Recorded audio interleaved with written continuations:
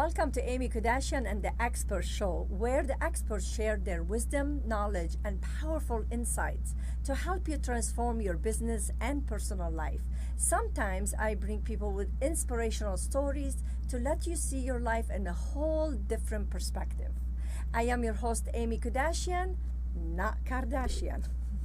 In this segment, we are going to learn how to help your senior parents to make a plan. But before I start, bring my guest in, introduce you to my guest, I want to give it thanks to our sponsors, SkyVistaConsulting.com, EV36Photography.com, and SkinFitnessLV.com. We thank you so much for your support. And also, I want you, if you are watching on social media right now, to take a moment and go to akexpertstv.com and check out our other two shows. Movie reviews with Stephanie Thompson, and also the World of Book Reviews with Judy Morio. You can get the chance to win a movie and dinner for two, and also have a chance, you might have a chance to be on the show if you enter to win. And I hope you take a time to visit us and see what is AK Experts TV is all about.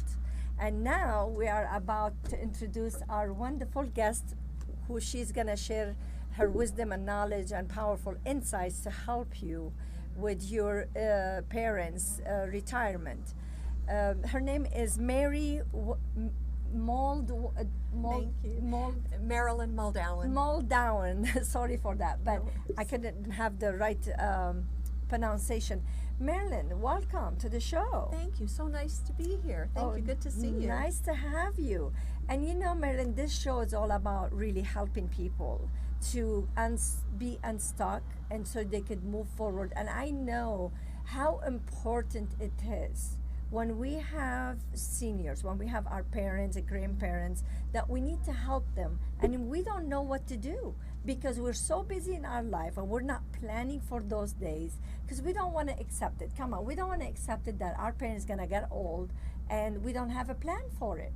And I know your service is very, very important to everyone is watching to really take it seriously, because if you're not planned, what happened? It's just like a lot of work. I've been through that. So therefore, I appreciate your services. Sure. I got it because it was a very, very difficult time when we were trying to help my mother-in-law with her, transition of, moving and doing all that stuff. So please educate us more. What do we need to do? What is the first step we need to take? And you've already said you've been through it, so yes, so I feel the pain. Yes, you feel. So probably what I'm about to share with you is will resonate, and with a lot of particularly the adult children of the seniors. You're right; they don't know what to do, and there's so much planning that goes into helping that senior move. Whether it's a parent, whether it's your grandparents, it could even be an aunt. So there's so much that needs to happen even before the move physically transpires. When you're saying so much planning, it doesn't compare how hard it is when it hits you. Because if you plan before, it is so much planning. True. But imagine you're not planned. Imagine you don't have any plan. You don't know what to do, and then you're not really ready for the steps to take. It is very difficult, very, very difficult. And it isn't, and you've identified the reason why I wanted to share this information with people is because by the time there's a crisis, the planning is out the window. By the time that something needs to happen, it's too late to plan. The plan gets put upon you. Absolutely. So what I try to do is help people understand that there is a lot that can be done before a move happens. So keep in mind that a lot of us who are in the age range of 50 and 60 and over. This is where we're faced at. This is where we're at. And yes. So the vast majority of us are healthy and well, and you don't get to tell us what to do. I mean, we will tell you to go whistle. But the conversation, I think a respectful conversation is always part and parcel of the beginning of the planning. This is amazing. Respectful conversation, because we had hard time to open the conversation, because Right. then you're going to the senior and you're saying, we need to plan. And then they're like, well, I'm not dying, I'm not ready to do that. So respectful conversation, that's the first step.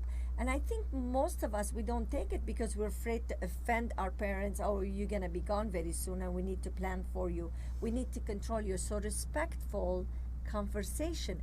This is where you come in to help them how to open the conversation. Would you do that? I can give some suggestions, and really honestly, it really depends on the family dynamics on how that happens. There are some family members who look at, okay, here's a problem, here's a solution, get it done, without even taking that person into consideration, or the parent, or their aunt. And so that's the exception rather than the rule. That's most of the people who tend to call me are the children of the senior, again the 50 and 60-year-old adult child, to say, we have an issue with dad, we have an issue with they need to move, we don't know where to start, and they don't see the problem. So Wow. there's what I would like to share with you is perception. You know, the children may see a concern, but you've already identified, you know, your mother-in-law went, I don't have a problem. What are you talking about? I'm happy and I'm healthy. happy, I'm okay, yeah. What's the issue? And so that conversation around what constitutes I want to use pain point. That's not the right word, but what constitutes a place to start the conversation and say, you know what, Mom, we're over here way too often to help you with fixing the leaky taps, cutting your lawn, doing the grocery shopping. However the conversation happens, the senior may decide to stay in their own home with Yeah. support. And here's the thing, is that with any of us, just because we don't like someone's choice does not make them incompetent. Does not mean they don't know what they're doing. It just Yeah. means it's a different choice. It's when it starts to impact the family, the time. Okay, if you have a daughter who is looking after her mom, Yeah. all right, just providing some love and attention, just some support. Okay, so now what happens is the daughter's husband has parents. Now they're in the same situation. Throw into the mix the teenage children, or the 20-year-olds or millennials that are part of that mix, and the challenges that they have with their life. Wow. It's too much. It's It'll too become much. Sure. that being way too much. And I think part of the conversation, the respectful conversation, is not only the adult child to the parent, but the parent to the child going, okay, maybe I should look at making a move. So this conversation actually educate people even in your 50s to really prepare yourself when you're becoming like 70s or something, to communicate with your children. So and vice children. versa, right? So even if your seniors are watching right now, to open their minds and start planning from now what they need to do when they got older, or to make Absolutely. sure it's prepared, arranged. Yes. And there is a strategy, there is a process, there are bite-sized pieces of things that can be done to really help that transition. And you know, I think most seniors, like my mother or my mother-in-law, because they're in it, they don't feel there is something wrong. Like you were saying, The there is nothing perception. wrong. My life is fine. I could handle it. Because they've been handling raising their kids and taking care of their life man, isn't that the truth? forever. And now who are you to tell me? So we can't judge them because they've been the parents forever. And now you're going to be my parents. So they have a hard time adjusting to that unless you know how to lead them, like I teach, with love and compassion. Indeed. With love and compassion. And therefore, some people, kids, children, not children anymore, 50 and up or whatever, they don't know how to open the conversation. They have no idea what to do in the first place. So they hide it, and then they end up being faced with the problem and overrun their life. This is where you come in. Again, it's how do you start the conversation? The conversation will occur. The conversation has to happen. It's just a matter of where. So, you know, it just really depends on the family. And a lot of times what I recommend to the adult children is, you know, don't kick open the door and say you're moving. Yeah, exactly. You know, take a step back and watch. Because And watch. the mother or the father, they've been living like this for 70 years or whatever. And if even they start 70, 80 or whatever, they're living that way. You can't change their way of living right away. Well, And just takes one step at a time. one step at a time. One step And at a so time. one of the things that is really helpful is if you're an adult child, watch and see how much support you're being called upon to provide, if any. If any. But even if you're not called down, you have somebody helping and everything, it's still your mother. You're gonna watch after them. I mean, it's gonna get to the point that they can be alone. Is that correct? And that sometimes happens. Okay. That sometimes happens. And again, the not being alone or not able to be alone could be anything from the house not working Correctly. from steps. I mean, a lot of times the steps are a real issue. The household maintenance in Canada, it's lawn care and snow removal. It's like who shovels the snow and who maintains the lawn, who takes care of the exterior of the house. If there is maintenance to be done outside, the shingles need to be replaced. How does that happen? Okay, even inside, you know, you've got a leaky water tap. Who does that?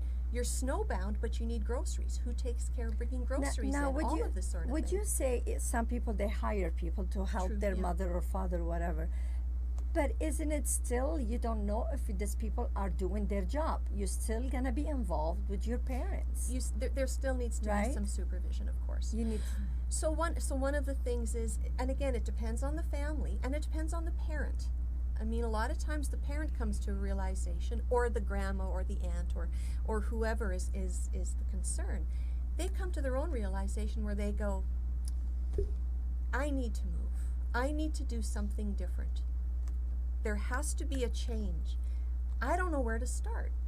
And those are the times where people reach out to me and go, I don't know where to start. I don't Because know they where to don't look. know Because they what don't to know. do. Right. So if Right. you're feeling stuck or you don't know what you're gonna do or what's happening to your parents or how to open conversation, what you need to do, you're feeling confused, this is where you reach out to someone like Marilyn to guide you and give you how many years you have experience? 26 years. Just yeah. 26 years of experience that she's, I'm sure, hundreds of families that you helped, right? And you could reach out and say, okay, what you recommend? How can you help me? Because that, you know, is very, very devastating when you don't have a right conversation. That's first step you're giving. What's the next step they need to know? Do you have anything you can share with us? I think that probably the biggest challenge that I'm seeing with my clients is the need to look at a home that has 50 or 60 years of memories, to have a whole lifetime, 2 lifetimes sometimes, a generation, maybe 2 generations of memories and stuff and trinkets and pictures and furniture. Where do you start with that? What you do with all that? Where do you start with that? So one of the conversations that I like to encourage families to have is the idea around beginning a decluttering, or what I choose to call it is repurposing and reloving some things in the home. So there are 3 things that I can suggest right off the top in terms of downsizing with the things that are fairly neutral, that have no attachment to them. The first thing, no history. Yeah. Sure. And the first thing is to look at stopping the mail from coming in. So stopping things from coming into the home, first of all. Oh, that is very important, So because now she doesn't have the person. The proceedings are not overwhelmed. It's not overwhelming. It's a small step in that direction. Helping. So stop. So, you know, in terms of newspapers or publications or magazines, sometimes ad mail. You can be taken off some of these lists, and so Sure. that's a step in the right direction, so that the mail coming in is very personal and is appropriate. So that's the first thing. The second thing that I find a lot of my families like to do is to look at one bag in, one bag out. Sorry, one bag in, two bags out.